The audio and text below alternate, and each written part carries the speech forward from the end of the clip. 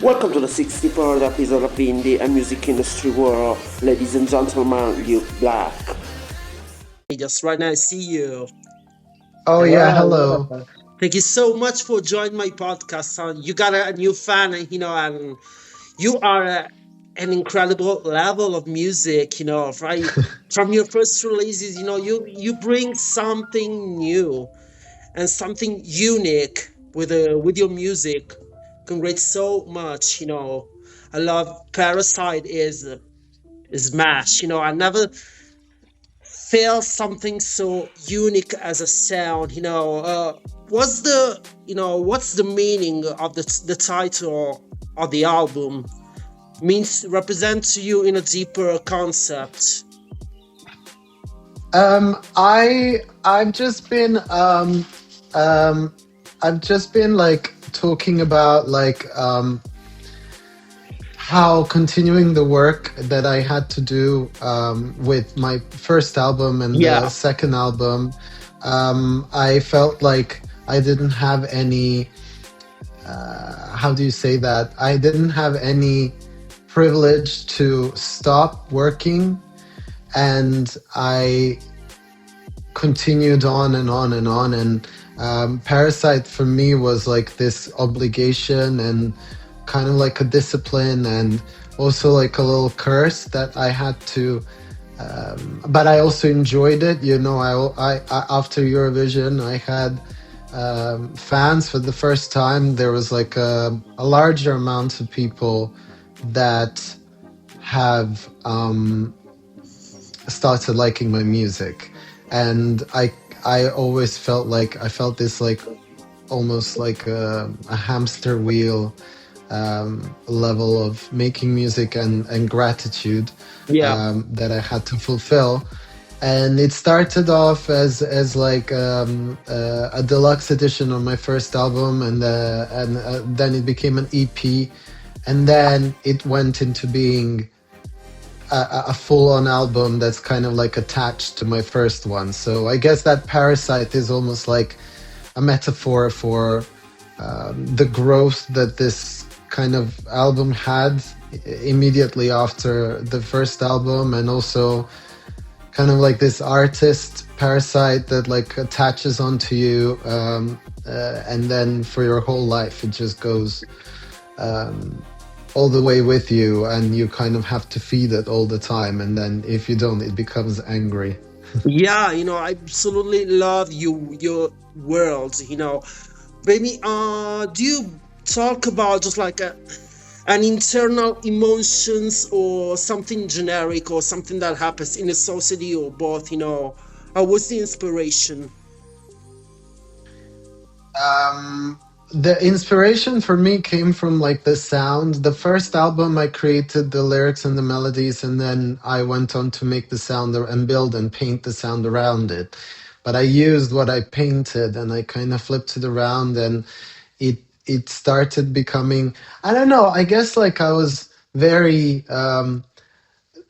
weirded out by where I'm gonna go next, and it was kind of like despair and anger and desire for like this freedom, and I guess we wanted it to explode in like the sound of very hard, almost metal and EDM music, and then bring that whole thing together. I was talking about experiences that I went past, I went through like after Eurovision, and the meaning and the struggles, and I guess it's a bit more sinister and dark than the first album.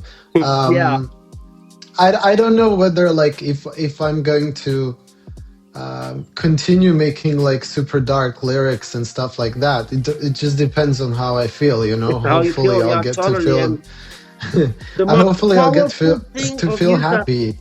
yeah, is this. You can just like do new stuff. You know, how you think that your the second album is just like growth in terms of of sound from your first album. You know, and it's just like a continuance of storytelling.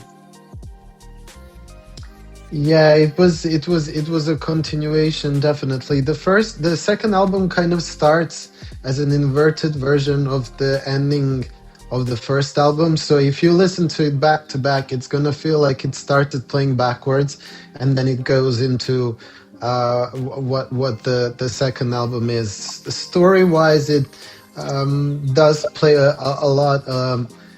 Into like this video game and the battle, and I had the battle on stage for Eurovision, so it kept being like this kind of guy beating all of these Yeah, monsters and going through like this gruesome um uh, fight, and trying to persevere with all the weapons that he has at his disposal.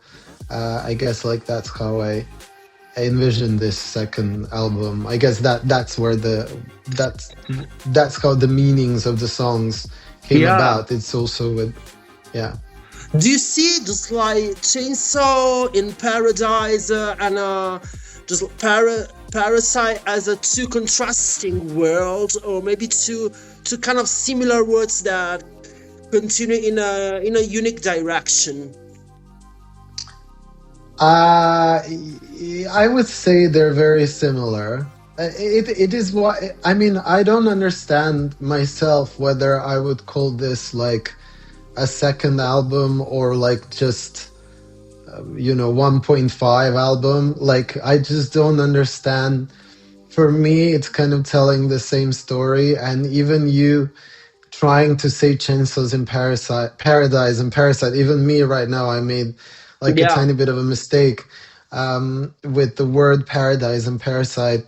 I still feel like they're all very interconnected, and I definitely don't think I think you should listen to them from start to finish, from the totally. first song on the first album to the last song on the second one. Yeah, it's just like a continuous, and I tell you, I can't stop to listen all your tracks. You are amazing. Which is your favorite song from the album, from Parasite, and which your most personal? Thank you so much. The favorites, I don't know. I think I would say there is this like moment on the album that was like super Luke Black, which is it starts off with the song called Hydra, and then it goes into World and Machines, and then it goes Wow, into Parasite. I think like that track run is my favorite one, and it feels mostly myself. Um, and like between those three, and obviously the final song I kind of uh, um, dedicated to like my mom, and like what a lifesaver she is, and I even sampled her singing on it. So I there's like an emotion there for me as well, that like connects me to that song as well. yeah, it's amazing. Is that basically on your writing process and something like a scene or image when you write it? As your projects are absolutely visual too, and that's amazing. You just as an entertainer. Visuals, I feel like visuals are very important to any type of art form. You're kind of feeding yourself with these images, and you build from images. And even people who make images as art, they use other images, or the images that they get in their head. I feel like um, um, I'm just thinking. How do I explain this? I feel like I did, as I told you, like I did imagine this boy with like a huge sword and like a Yeah, Victorian outfit, totally. and and um, and he's battling. And for example, like on Yeah, Eurovision, I was battling this giant robot, which was like, I saw that. um, yeah, Yeah, it was it was amazing. like a metaphor for this kind of um, attention that we're being our attention, our being, our creativity, every human being, and it's not just artist, is creative, and it's being sucked and pulled into this world of like getting your attention from what's happening right now in and kind of getting you a bit more lethargic and brain dead. And I fought that monster. And then this album was a bit more internal. So, for example, the song Hydra, I imagined a being that had one head, and then every time you think you're stronger than something that's scarier, that's not good for you, and you indulge in that, and then you cut off one head, and like more of them appear. And I guess like I wrote about like like a notion of addiction, whatever that means. It could be an addiction to writing music, and that's what happened to me. I went on to make an album immediately after Eurovision, and then all of a sudden You I got an couldn't have addiction to enough. writing hits. To writing hits. Yeah, That's yeah. how. I'm on a healing retreat, so I'm not gonna write any more music. You're amazing, and you're performing to the Festival. Basically, how you think to represent the Parasite world as a live show, as a live experience. I've already What do we made gotta the live expect? show.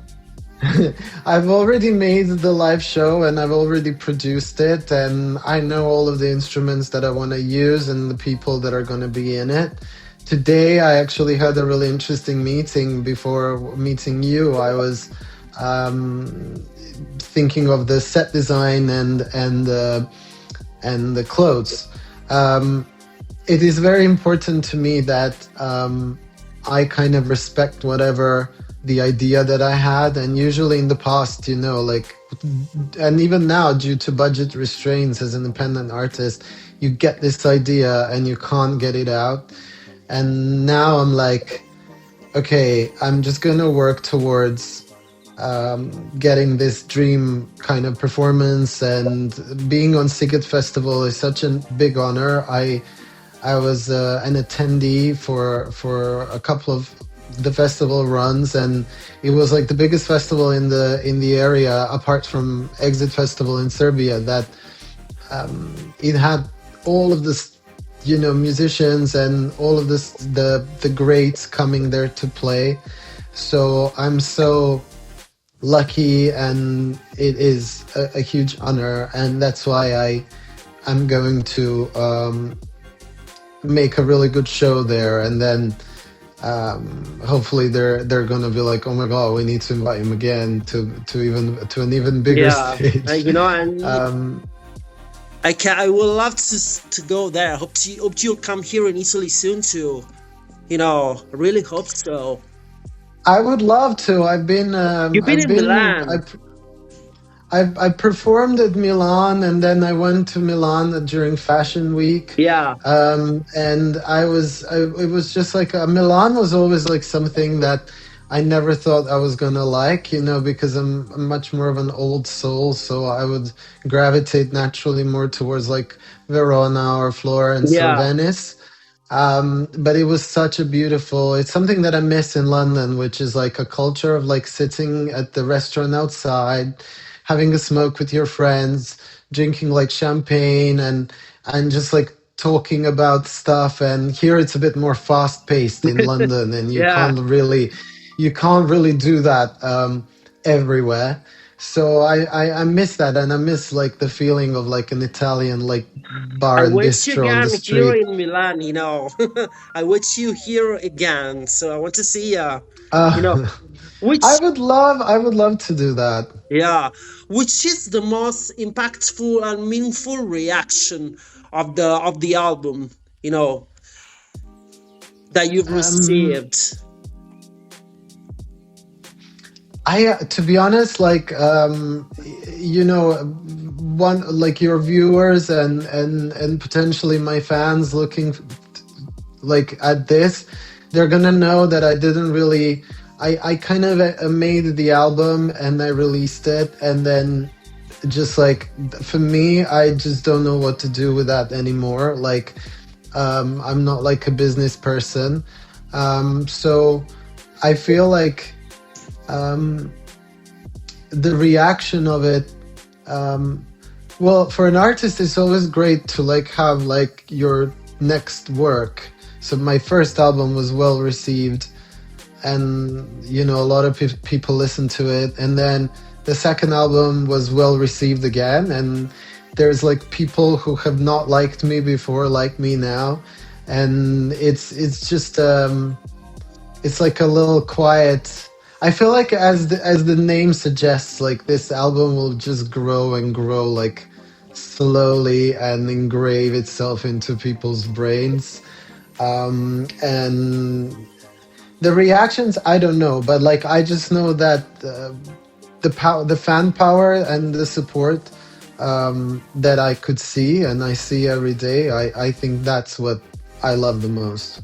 With the you, it represents like you building like a complete world with this album. Maybe which are the elements that make this world like real to you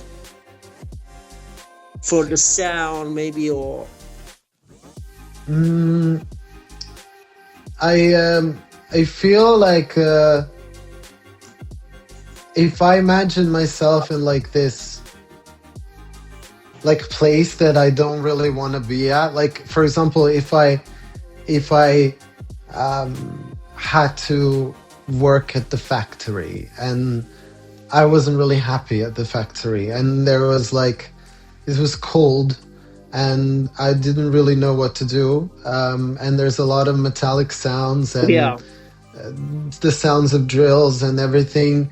I think like that would be the world where this album is, and I see myself when I saw myself in that world when I was creating it. Just very much like, oh, this is like a drill for an artist. Like you have to release every 45 days. You have to have like TikTok sounds and transitions, and certain vocal has to be present. And I kind of went all against that, and I just didn't want to be like a machine artist. I don't know whether that's a smart thing or not, but I don't know any other way. So I guess that's going to be the way that I do things. So technically, I really hate the place of being in a machine. Yeah, basically, how much it's hard for you to represent all these kind of elements from a storytelling to the visual part and music, and for that, make them in a unique place. Just what do you do basically? Everything stems from like this idea that I get. Music sometimes stems from sitting down with a producer, and there are certainly elements to my producers, Wolfcut and Gion, that I guess that they're the two producers that worked on this album. Yes, it's sometimes ideas and melodies can come from them as well, because I really love giving freedom to people, and for sure there's going to be a time where I think something's great and somebody else comes up with another idea, and then all of a sudden like I like that even more. But the idea of the whole album and everything, and what is going to be about, and the story, and what the song is going to sound like, and the track list, the visuals, everything kind of stems from me. I do not have conversations about those things. I just go, and I'm very lucky. Like I'm working with my friends, and then I'm like, okay, there's this song called Red Light, and I remember I came to my producer Gion, and I was like, okay, I have this idea for the chorus, and I want to be like this person who just wants to like be himself and play video games, but I'm here at this club, and like everybody's like super flirty to me, and Yeah. I just literally want to play video games and be left alone. And I had this imagery of girls and boys like turning into robots, and then I'm like around being like Yeah, that's like amazing. and that's how the song came about. And then we just started writing Yeah, and making melodies. Um, like that's basically somehow how I do it. amazing. You can bring people to a unique place, a unique universe. You're not just like listening to music. It's just like a journey. When I listen to you, and you're amazing. Which is the basically the message that you want people take away from your music. um, I would I would say that I would love for people to feel like they're not alone in the darkest thought that they have. Um, I wouldn't necessarily like my music to constantly be about that and constantly kind of make this thing about, oh, I have dark thoughts and oh, we're together in this and you have dark thoughts and it's cool to have dark thoughts. And I don't really want that, but it is how I feel. I wouldn't write a romantic song like because there's no romance like that is deserving of a song. And um, I would say I would love the message. Well, first of all, I would like to succeed in the way that I really, really feel like I should be doing music. And I would like to succeed without TikTok algorithms. I don't know what should happen, but I feel like I would love to succeed. And then the message would be to completely be like yourself and even like at your cringest idea, your Yeah, darkest thought, your amazing. happiest thought, just go around and like, you know, fucking dance ballet on the street or something like that. And I remember I was a child. I loved like Anastasia the cartoon, and I remember she had this like scarf hanging out from her coat, and it was dragging around along um, the snow. And I was going to school, like I was 7, and I put my scarf and I was dragging on the snow, and I was singing the song loudly, and there was like these girls laughing at me. And I kind of thought how that was like kind of like a shameful moment. But as I told you, I would love that kind of shame to completely go away and Totally. seeing my fans and how they express themselves, and they're coming from different areas of life. And She will see you now yeah, and she laughed of herself now about who you are at this moment. I mean, to be honest, like I just remembered it, but like I don't really. I mean, I wish the best to everybody. I Yeah, just totally. don't. I don't think people understand a boy with the scarf dragging around the snow in my small hometown, singing like, "Once upon a December" out loud on the street. I don't think in my small hometown was ready for that. They weren't even ready for when I went to Eurovision, like 20 something years, 25 years later, let alone like in the 90s, but that's kind of like the message. The message is coming from the future. I've succeeded in doing what I'm doing right now, Yeah. the way I'm doing it. And yeah, that's the message. You're just like a star for me. You're amazing. I'm obsessed with your music. Congrats so much for everything, for your talents, and for bringing most of all something new in music. And that it's important now. As you see, just like music is, everything was similar. And you bring a unique sound. Something new. Luke, congrats so much. Thank you so much for this interview. Thank you so much. It's been a pleasure. It's been a pleasure For me, talking it to was an you, and honor. Thank you so much. We keep on I touch. hope to see you in Milan on the live show. Yeah, sure. You got a friend. Thank you so much. Have Yay! a good day. Thank you. Bye. Ciao. Ciao.